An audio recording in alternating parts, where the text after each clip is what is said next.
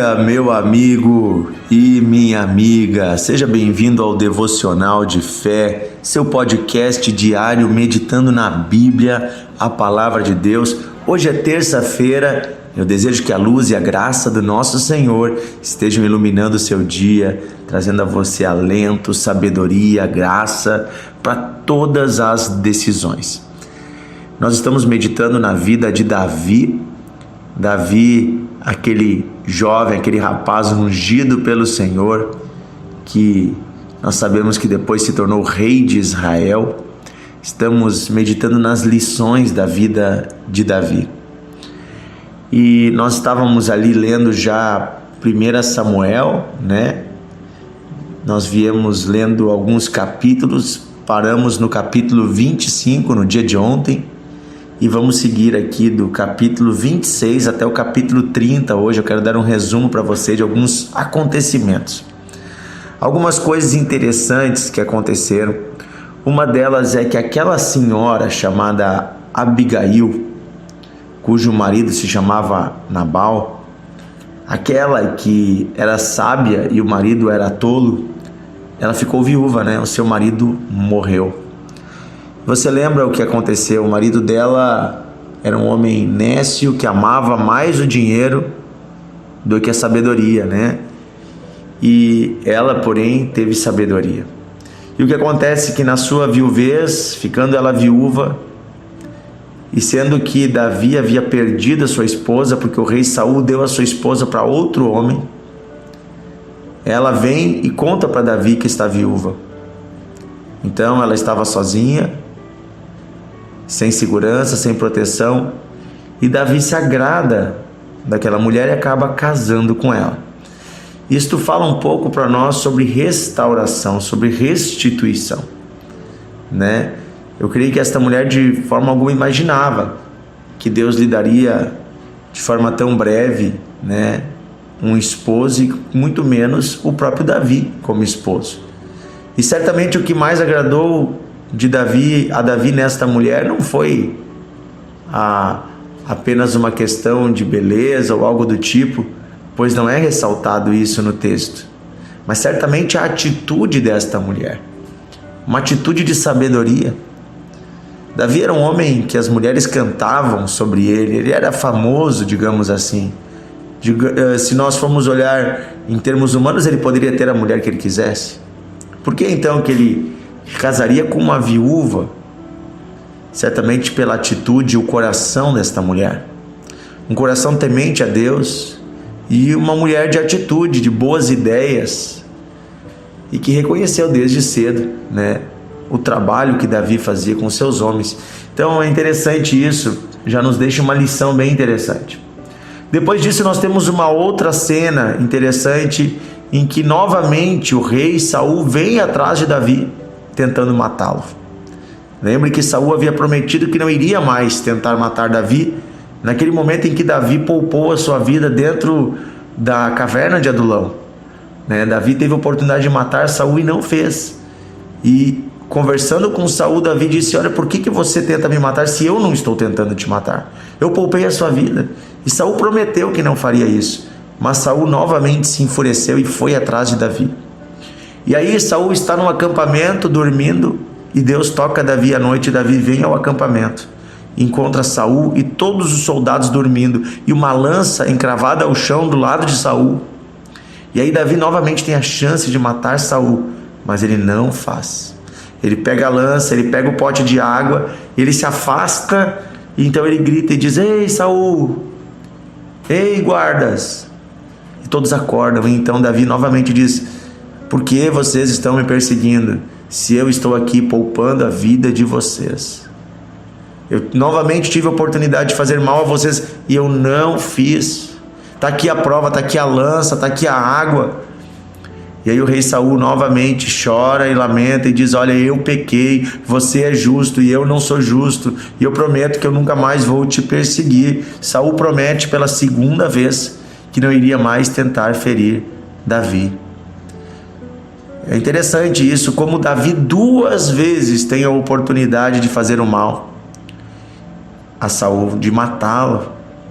e estava sendo perseguido por Saul. De certa forma não seria um fato injusto, mas o que Davi diz é: ele foi ungido pelo Senhor. Sabe o que Davi está dizendo? Ele está dizendo: olha, foi Deus que levantou esse homem. Se Deus levantou, o negócio é com Deus. Não sou eu que vou fazer justiça com as próprias mãos. Deixe Deus agir. Isso serve para pessoas que estão em lugar de autoridade. A Bíblia diz que toda autoridade ela é dada por Deus. Então, se Deus colocou um homem num lugar de autoridade e este homem está sendo desonesto, corrupto, ou está fazendo mal, não suje as suas mãos. Também não suje a sua consciência. Entregue ao Senhor e deixe que Deus faça. É uma situação entre Deus e este homem. Então veja, mas também você não é obrigado a ficar perto. Você também não é obrigado a estar ali sentado à mesa e sofrendo.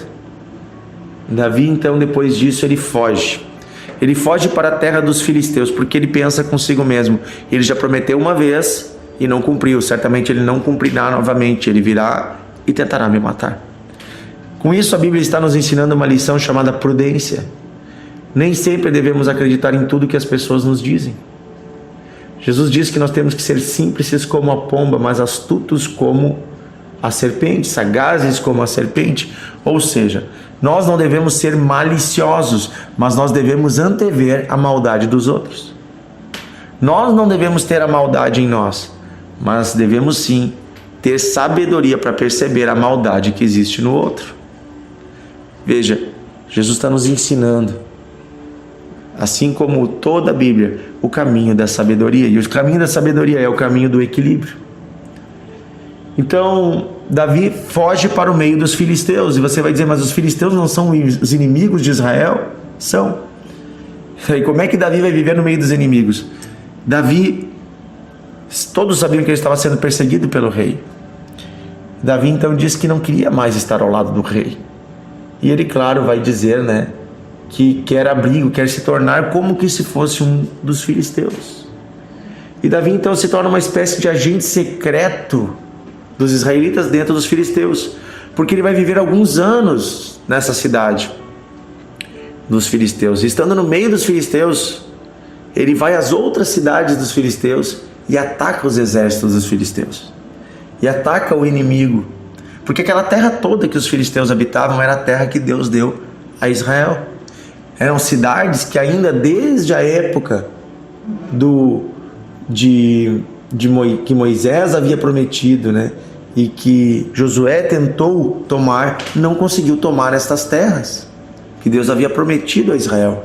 Então Davi estava cumprindo um propósito divino, o propósito de dar esta terra a Israel. E assim ele atacava os exércitos dos filisteus e depois voltava para aquela cidade. Naquela época os filisteus não tinham um reino unido. Cada cidade tinha o seu reino. E as informações nem sempre chegavam. Então Israel tinha um reino unido. As várias tribos, as 12 tribos, tinham um rei único. Os filisteus não, cada cidade tinha o seu rei. Então as informações nem sempre chegavam de que Davi estava atacando os outros reinos. E assim Davi cumpria um papel, também já da proteção do povo.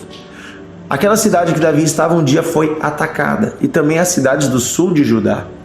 E aí nós vemos Davi sendo um resgatador, porque as mulheres, as crianças e os bens daquelas cidades foram levadas pelos amonitas como prisioneiros.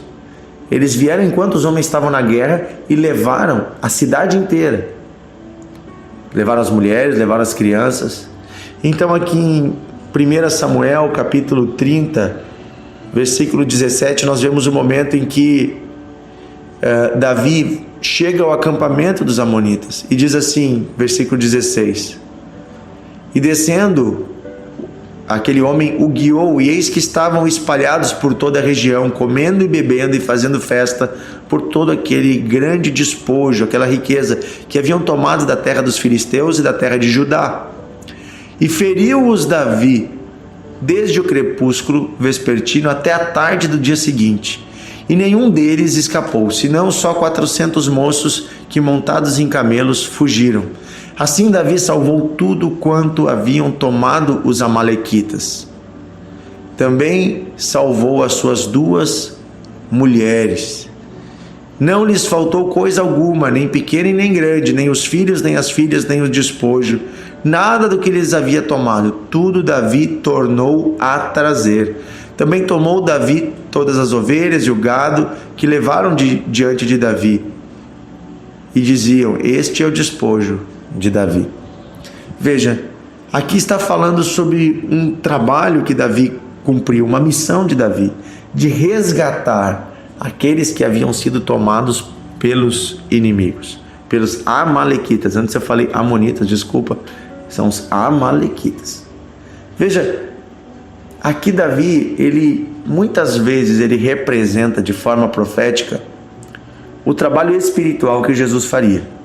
Esses conflitos entre Davi e os povos inimigos representam uma verdade espiritual sobre um conflito cósmico, um conflito espiritual que existe entre as forças da luz e as forças das trevas, entre o reino de Deus e o reino das trevas.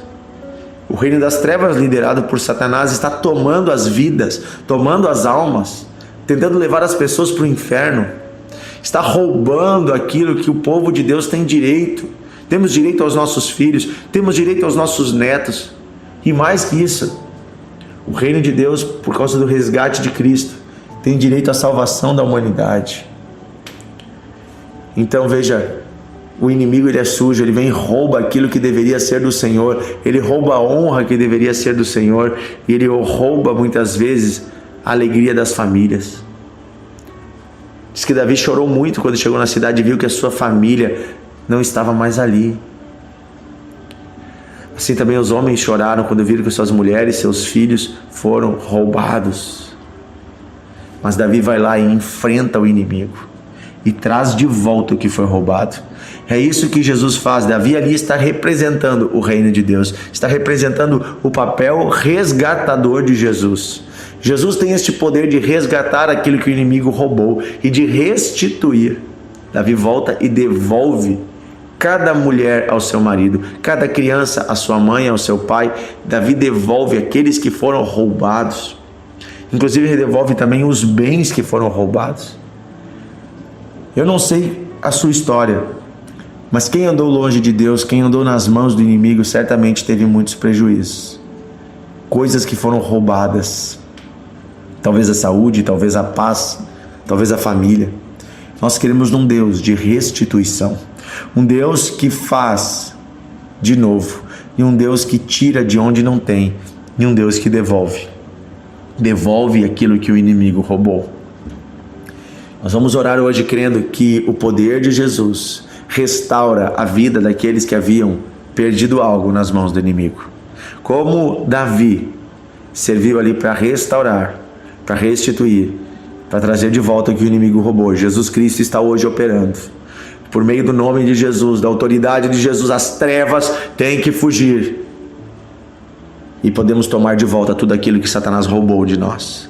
Não aceite deixar a sua família ser roubada. Não aceite que a sua saúde seja roubada. Não aceite viver como escravo de Satanás.